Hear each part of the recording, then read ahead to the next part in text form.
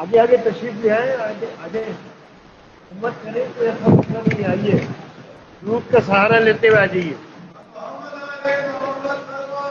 اللہم صلی علی محمد.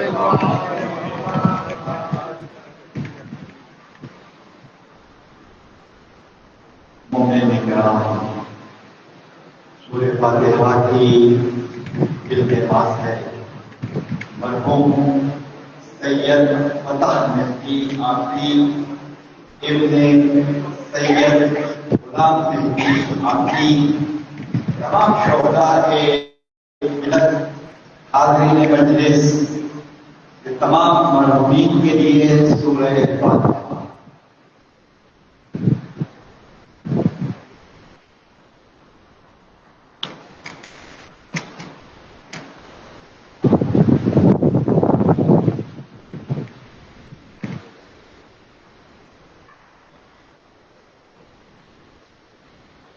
بلندر صلوات.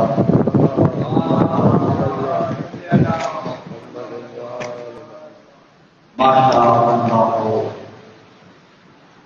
لا قوت الا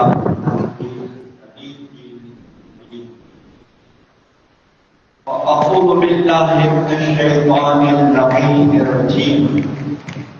بسم اللہ الرحمن الرحیم.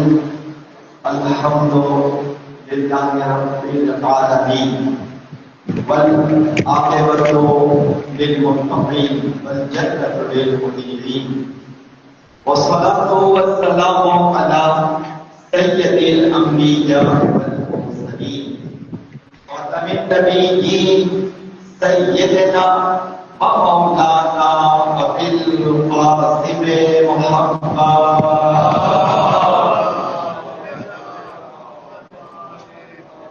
وأهل بيته الطيبين الطاهرين المعصومين المظلومين. أما بعد فقد قال الله تبارك وتعالى في كتابه المبين وهو أصدق الصادقين وقوله الحق. بسم الله الرحمن الرحيم. تبارك الذي بيده الملك وهو على كل شيء قدیر. الذی خلق الموت والحیاة لیبلوکم ایکم احسن عملا. درود پڑھیے محمد والا.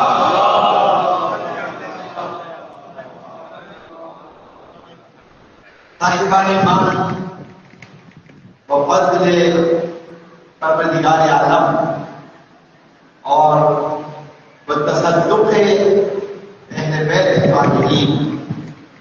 الحمدللہ ہمارا طریقہ کار یہ ہے کہ ہم مجالس کا انعقاد کرتے ہیں اور اس مجالس کے ذریعے سے ہم اللہ کے اس قانون کا تذکرہ کرتے ہیں کہ جسے اللہ اس دنیا کے اندر قائم کرنا چاہتا ہے.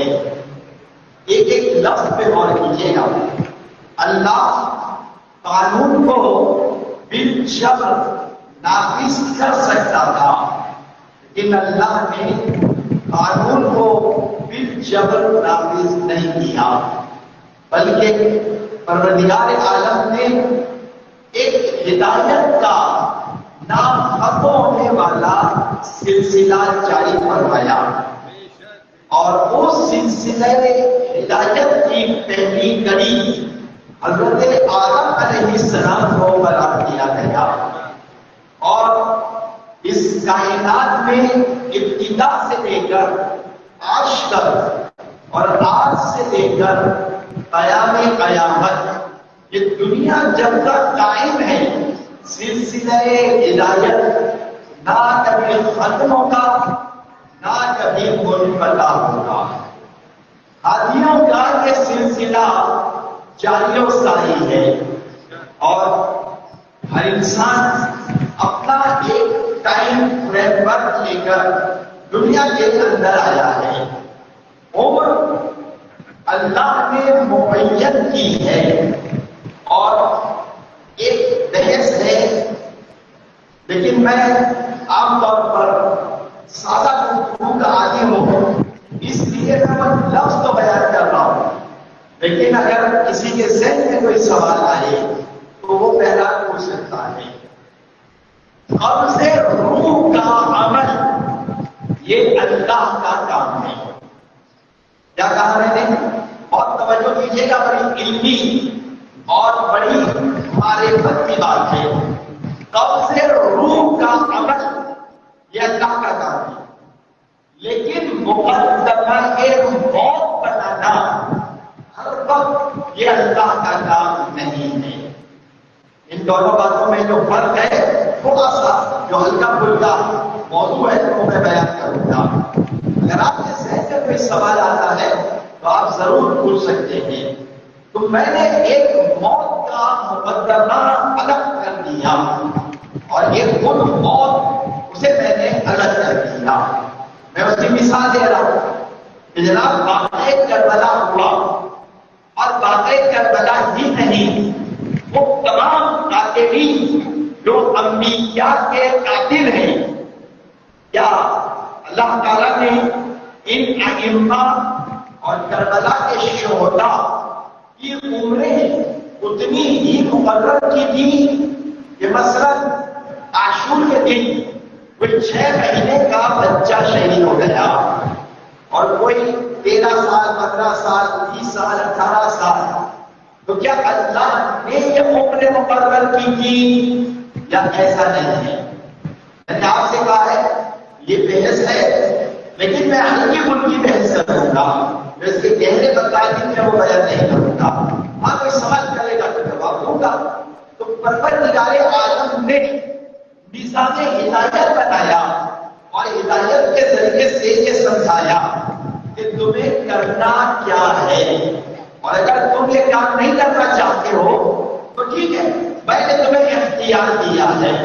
اگر کوئی تلوار اٹھائے، کوئی پسٹل اٹھائے، کوئی کلاشنکوف اٹھائے تو اللہ اس کے ہاتھ کو شر نہیں کرتا۔ نہیں اسی طرح سے اگر کوئی غلط عادتوں میں پڑ جائے اور وہ بد عادات کی وجہ سے اس کی موت کا دورانیہ کم ہو جائے تو اس میں ہم مفرد اللہ کو نہیں ٹھہرائیں گے، اپنی عادت کو ٹھہرائیں گے۔ بہت سارے لوگ ایک لفظ استعمال کرتے ہیں فطرت۔ فطرت ایک الگ چیز ہے، فطرت اللہ نے بنائی ہے، عادت انسان بناتا ہے۔ میری عادت ہے کہ میں 12 گھنٹے سوتا ہوں، نہیں، میں اپنی عادت کو بدل سکتا ہوں، بدلنے کی کوشش نہیں کرتا، اور ظاہر ہے کہ پورا ماحول ہے، اس ماحول میں کہ جہاں ہم اہل بیت کے چاہنے والے ہیں، ہمیں پہلی منزل میں خدا کی معرفت حاصل کرنا چاہیے، اور جب ہم خدا کی معرفت حاصل کریں گے تو ایک نا ختم ہونے والا پروردگار عالم کا نظام ہدایت اس کائنات میں اللہ نے جاری کیا، اور اس کی پہلی کلی کا نام ہے حضرت آدم علیہ السلام، اور اس کی آخری کلی، اور اس کے بعد ایک سلسلہ، یہ میں نے عمدن جملہ کہا، ہدایت کی آخری کلی اور اس کے بعد ایک سلسلہ، وہ میں بعد میں کبھی بیان کروں گا۔ آخری کلی پروردگار عالم میں امام مہدی اجل اللہ تعالی فرجہ شریف کو قرار دیا ہے، لہذا پروردگار نے جو قانون بنایا ہے، اس قانون کو دنیا کے اندر اللہ نافذ کرنا چاہتا ہے، اور کیا نافذ کرنا چاہتا ہے؟ سورہ مبارکہ اعراف، یہ آیت میں نے بھی تلاوت کی ہے، اس کا ترجمہ اور حوالہ نہیں دیا، لیکن ایک بہت طولانی آیت سورہ مبارکہ اعراف کی ہے، اور اس سے میں فقط ایک لفظ آپ کی خدمت میں تلاوت کر رہا ہوں۔ آپ ماشاءاللہ بہت توجہ سے یہ جملے سن رہے ہیں، یہ بنیادی مقام کا صدقہ ہے۔ سورہ اعراف کی 157 157 نمبر کی آیت کا بالکل ایک چھوٹا سا حصہ، بہت پرانی آیت ہے، پروردگار کہتا ہے کہ یحل لهم الطیبات ویحرم علیہم الخبائث. دو لفظ ہیں. ایک لفظ ہے طیب. طیب کا مطلب ہے پاک اور پاکیزہ. اور ایک لفظ ہے خبیث کہ جسے اللہ نے پسند نہیں کیا. اللہ نے اپنے ہاتھ سے یہ فیصلہ صادر کر دیا کہ جناب یہ ساری چیزیں جو حلال ہیں اور جو حرام یہ ساری چیزیں حرام ہیں. ہماری ذمہ داری کیا ہے؟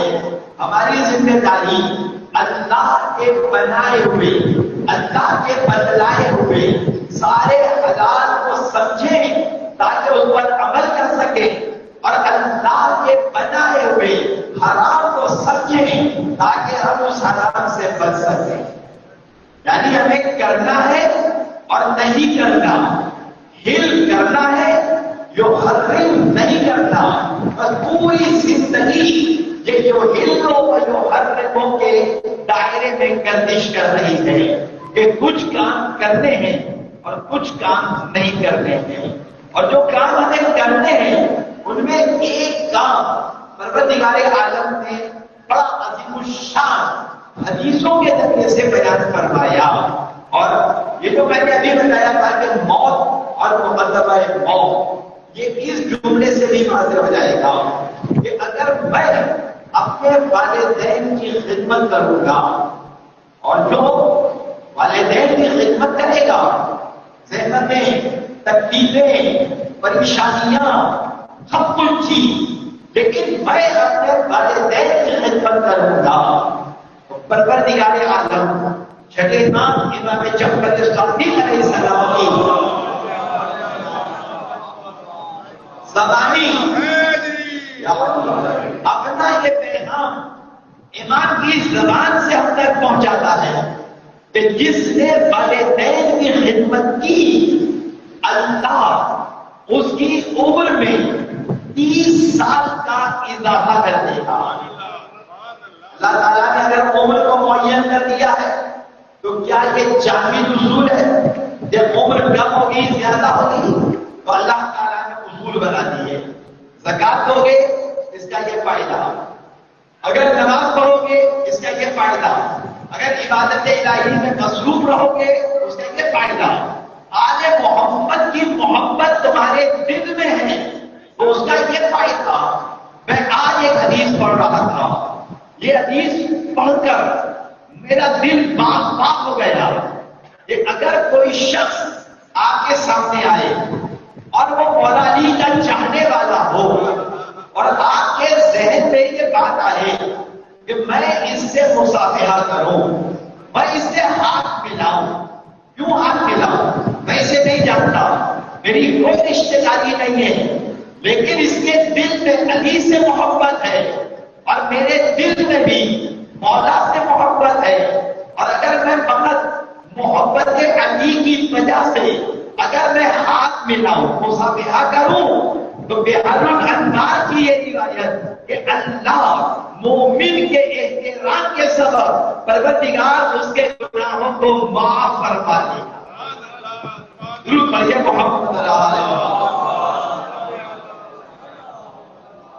اور اس کے بالکل برعکس اگر آپ چلے جائیں, دیکھیے ہم صرف پازیٹیو حدیثیں نہیں سنتے, ہم تجزیہ کرتے ہیں پازیٹیو حدیثیں اور نیگیٹو حدیث. اگر کسی کے دل میں یا تو بغض ہے مولا علی سے تو وہ دائرے بخشا ہی نہیں جائے گا. اب بیچ کا ایک مرحلہ آتا ہے.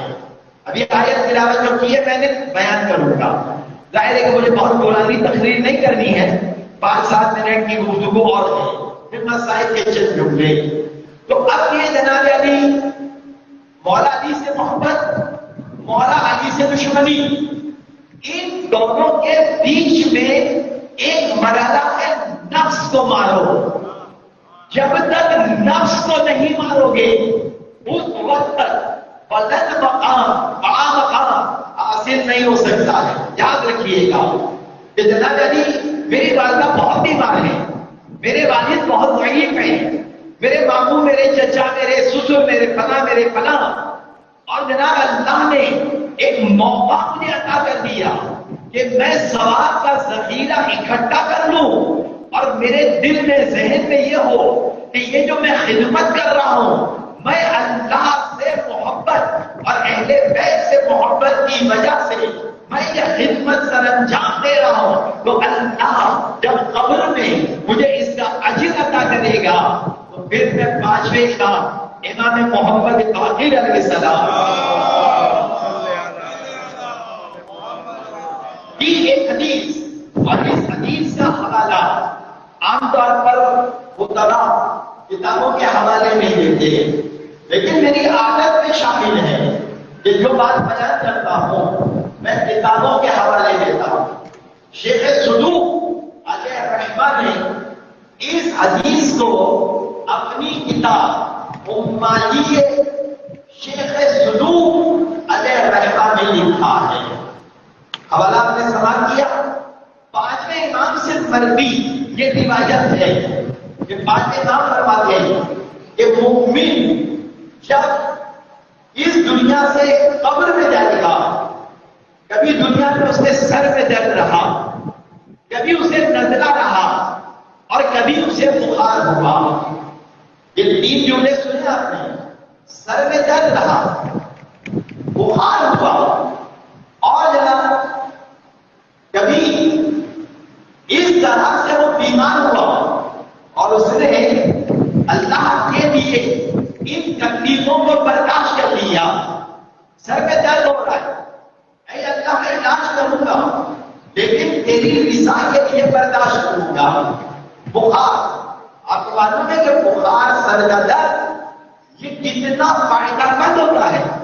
شیخ صدوق علیہ الرحمہ نے امالی میں یہ جملے لکھے کہ پانچویں امام نے فرمایا کہ جب قبر میں اس قسم کا جو دنیا میں بخار ہے، بیمار ہے، سر میں درد ہے، جب قبر میں جائے گا تو اللہ ایک ایک لمحے کے بخار کا یا سر کے درد کا جو اجر عطا کرے گا، جب اسے اجر ملے گا تو وہ تمنا کرے گا کہ اے معبود، پانچویں امام کی روایت کتاب کا حوالہ دیا ہے، میرے گھر میں یہ کتاب موجود ہے۔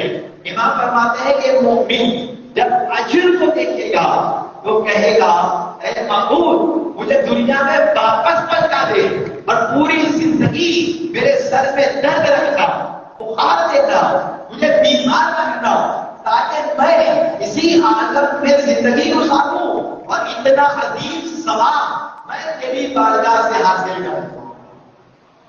اب آپ ملاحظہ فرمائیے کہ مجھے موقع ملا کہ میں اپنی بہن کا خیال کروں، مجھے موقع ملا بھائی کی مدد کروں، مجھے موقع ملا پڑوسیوں کی خیریت دریافت کروں، مجھے موقع ملا کہ میں اسلام کے لیے جہاد کروں، اور اگر میں نے موقع گنوا دیا اور میں قبر میں گیا تو اللہ دائیں جانب سے وہ عظیم اجر اور ثواب اس صاحب قبر کو بتائے گا۔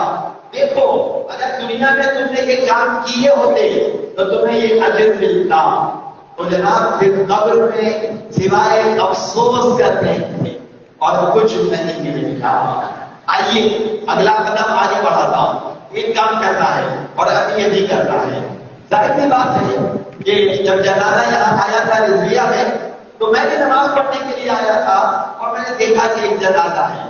اس وقت مجھے معلوم نہیں تھا کہ کون ہے، لیکن بعد میں اللہ ہوئی کے پتہ صاحب تھے، تو پہلے میں آیت کا ترجمہ پڑھ دیتا ہوں اور اس کے بعد میں ایک عمل کروا رہا ہوں، میں بھی کر رہا ہوں اور آپ سے بھی کروا رہا ہوں۔ اور یہ جو میری بہنیں تشریف فرما ہیں میں ان کی خدمت میں بھی گزارش کروں گا کہ میرے ساتھ یہ عمل ابھی ابھی آپ کو انجام دینا ہے تاکہ یہ جو اجر میں نے بتایا یہ آپ کو اور مجھے ہم سب کو اللہ کے بیت کے صدقے میں عطا فرمائے۔ درود پڑھیے محمد علیہ وسلم۔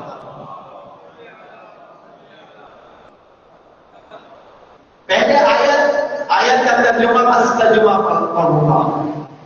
یہ سورہ ملک کی پہلی آیت ہے۔ بسم اللہ الرحمن الرحیم۔ تبارک الذی بیدہ الملک وہو علی کل شیء قدیر۔ بابرکت ہے وہ ذات کہ جس کے قبضے میں ملک ہے۔ الذی خلق الموت والحیات، اس نے موت اور حیات کو خلق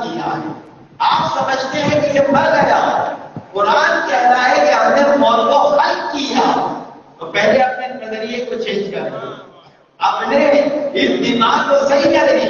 مرنے والا مر کے معدوم نہیں ہوتا، مرنے والا فقط انتقال کرتا ہے۔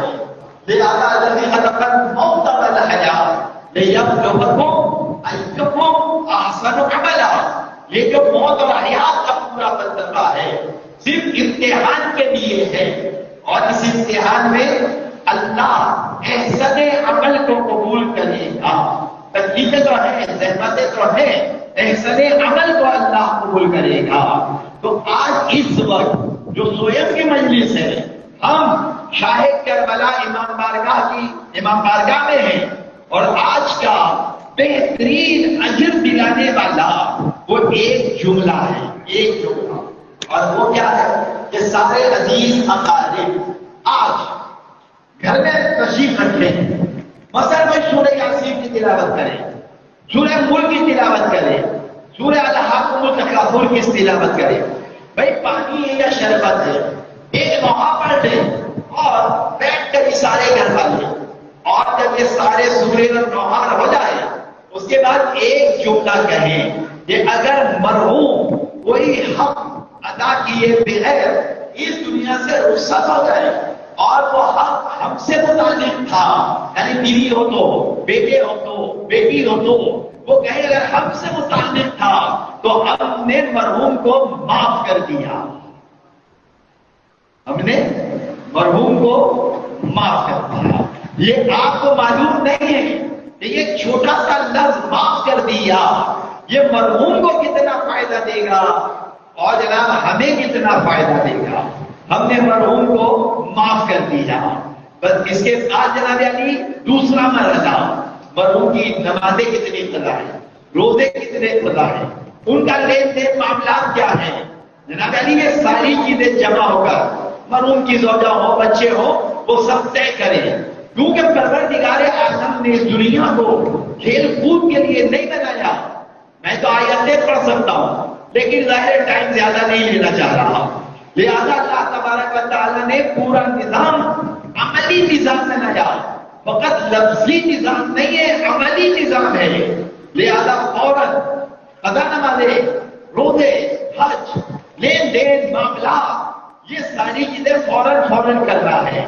تو جناب علی صاحب قبر اپنی قبر سے ہر نیک عمل بھجوانے والے کو دعا کے ذریعے سے اجر عظیم منتقل کرتا ہے۔ درود پڑھیے محمد آل محمد، ایک مرتبہ پھر درود پڑھیے۔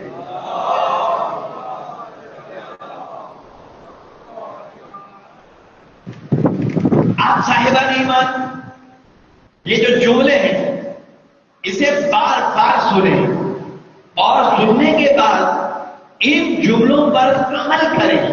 خواتین سے بھی میں گزارش کرتا ہوں کہ جناب علی یہ کوئی معمولی باتیں نہیں ہیں، یہ قرآن مجید کی تفسیروں کے اقتباس ہے جو ابھی بیان ہوئے ہیں۔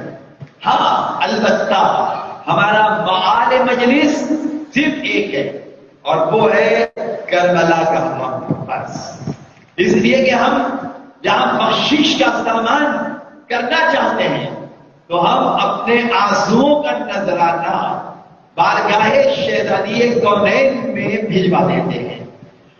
سوال جواب ہوں گے، ایسا نہیں ہے کہ ہم نے آنسو نکالے اور جناب سیدہ نے معاف کروا دیا، ایسا نہیں ہے۔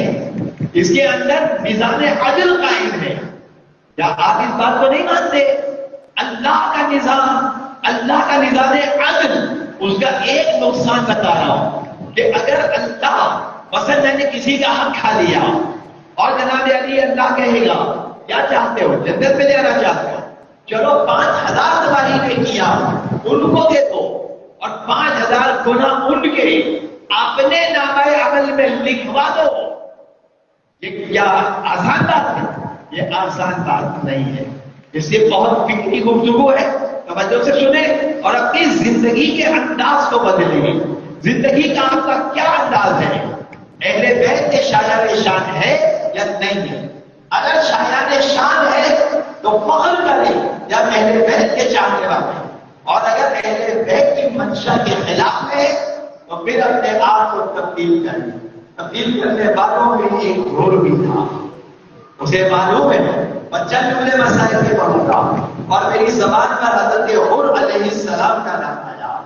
یہ حضرت حر تھا جب تک کہ اس نے ایمان کی اس منزل کو طے نہیں کیا. ایک مرحلہ تھا، اس مرحلے میں داخل نہیں ہوا تھا، اس وقت تک حر تھا. اور امام علی مقام کا یہ جملہ، اے حر تیری ماں تیرے ماتم میں روئے، تو فرزند رسول کا راستہ روکے گا. یہی حر جب اپنے آپ کو تبدیل کرتا ہے تو ایک مرتبہ امام علی مقام کا جملہ، اے حر تیرا نام کتنا اچھا ہے. حر کے معنی ہے آزاد، تو دنیا میں بھی آزاد آخرت میں بھی آزاد. لیکن درمیان میں اسے کیا کرنا تھا؟ اسے ایک فیصلہ کرنا تھا اور اس نے فیصلہ کر لیا. یہ فیصلہ کیا کرنا ہے؟ ایک جانب باطل ہے، ایک جانب حق ہے. باطل کو چھوڑ دو، حق کی طرف آ جاؤ. اور حق کی جانب آنے میں کیا ہے؟ وہاں پانی موجود ہے، وہاں کھانا موجود ہے، وہاں زحمتیں تکلیفیں نہیں ہیں، وہاں پر سایہ ہے. لیکن حسین کے کیمپ میں آؤ گے تو پیاسا رہنا پڑے گا، حسین کے کیمپ میں بھوکا رہنا پڑے گا، حسین کے کیمپ میں دشمنوں کی یلغار تمہارے سامنے ہوگی. تو حر نے فیصلہ کیا دنیا کی ساری تکلیفیں برداشت کر لوں گا، لیکن میں نے حق کو پہچان لیا، لہذا حق کے راستے کو ترک نہیں کروں گا. یہ مقام حضرت حر کو علیہ السلام کی منزل تک لے کر گیا. اور یہ حر ہے. بس دو چار جملے اور سن لیں. ایک مرتبہ حر نے کہا میری تفسیر ماں، ہاتھ میں رومال بندھا ہوا. امام نے کہا ارے حر میں اس قابل نہیں رہ گیا کہ میں تجھے تھوڑا سا پانی پلا، لیکن حر جب میدان میں گیا اور میدان میں جا کر شہید ہو گیا اور اس کے سر کا زخم اس قدر شدید تھا اور گہرا تھا کہ اس کے سر کا خون رکنے کا نام نہیں لے رہا تھا، تو حسین نے ایک رومال نکالا اور رومال جناب علی حر کے سر پر باندھ دیا. یہ رومال کس کا رومال تھا؟ یہ براہ راست فاطمہ زہرا کے ہاتھ کا بنا ہوا رومال تھا. اے حر تیرا مقدر کہ ارے حسین نے معاف کر دیا، فاطمہ کا رومال تجھے میسر آ گیا. پروردگار ہماری اس عبادت کو اپنی بارگاہ میں قبول فرما، گناہ صغیرہ و کبیرہ کو معاف فرما، آفات سماوی ارضی سے محفوظ فرما، مرحوم کو اعلیٰ مقام اور درجات عطا فرما، پسماندگان کو صبر جمیل کرامت فرما. ہم سب دعا کے لیے ہاتھ بلند کیے ہوئے، پروردگار ہماری تمام حاجتوں کو بدلا. پروردگار ظہور امام میں تعجیل فرما. مومنین ایک مرتبہ سورہ حمد اور 3 مرتبہ سورہ اخلاص کی تلاوت فرمائیے. مرحوم سید فتح مہدی آبدی ابن سید غلام مہدی آبدی کے لیے سورہ فاتحہ. بسم اللہ الرحمن الرحیم، الحمدللہ رب العالمین، الرحمن الرحیم، مالک یوم الدین، ایاک نعبد و ایاک نستعین، اهدنا الصراط المستقیم صراط الذین انعمت علیہم غیر المغضوب علیہم ولا الضالین. بسم اللہ الرحمن الرحیم، قل هو اللہ احد اللہ الصمد لم یلد ولم یولد ولم یکن له کفوا احد. بسم اللہ الرحمن الرحیم، قل هو اللہ احد اللہ الصمد لم یلد ولم یولد ولم یکن له کفوا احد. بسم اللہ الرحمن الرحیم، قل هو الله احد الله الصمد لم يلد ولم يولد ولم يكن له كفوا احد. اللهم اغفر للمؤمنين والمؤمنات والمسلمين والمسلمات الاحياء منهم والاموات، تابع بيننا وبينهم بالخيرات انك مجيب الدعوات انك على كل شيء قدير برحمتك يا ارحم الراحمين. متوجہ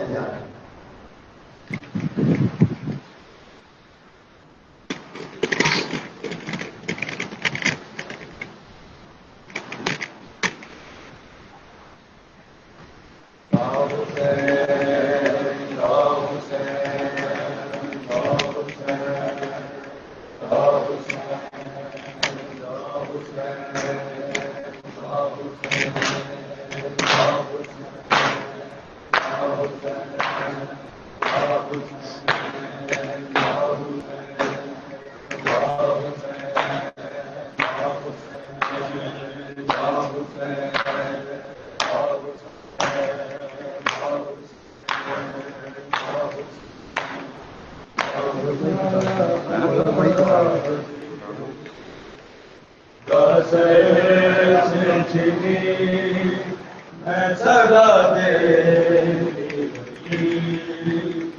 آیا بازی چنی میں سدا دے آیا بازی چنی میں سدا دے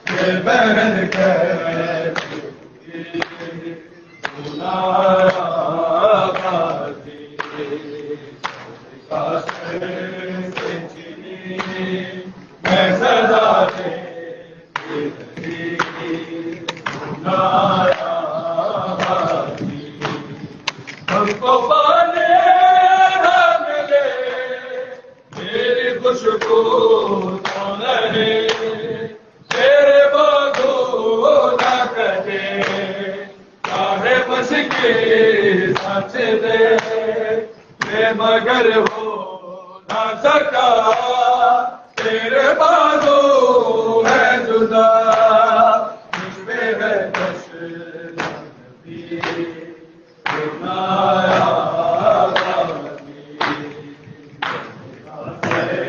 سے چینی میں سدا دے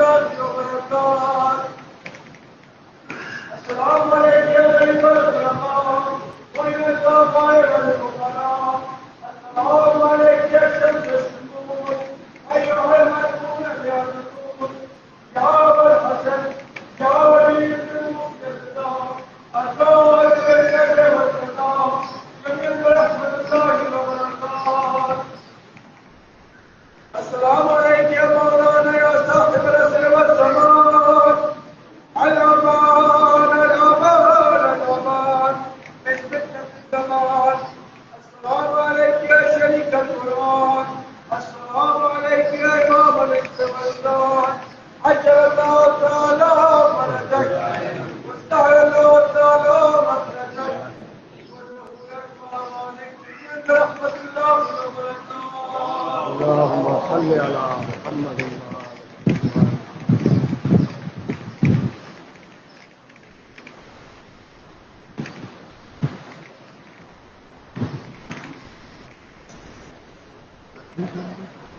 نہیں بٹ صاحب ساری ہمارے سالے ہیں بشیر بھائی ہمارے سالے وائف کے خالو لگتے ہیں. میرا نمبر میں لنک بھیج پوری نوٹس کروں دیکھیے وہ میں جائیے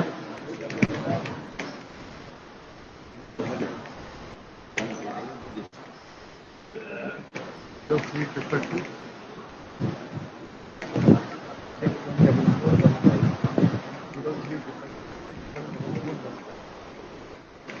نام سے آدھی بیٹی بہت نام سے میسج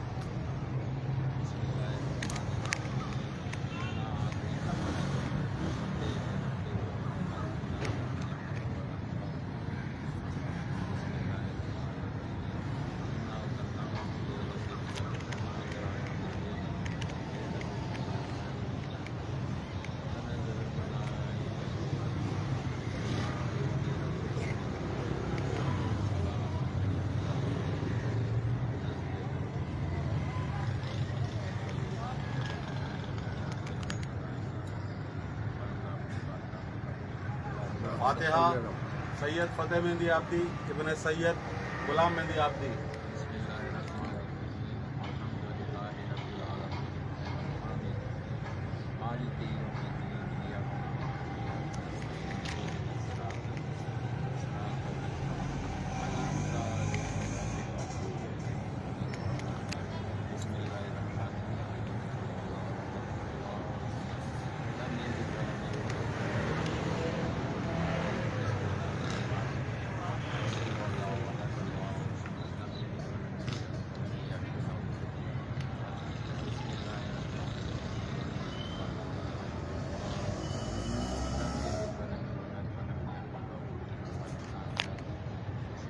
رکھ دو بیٹا.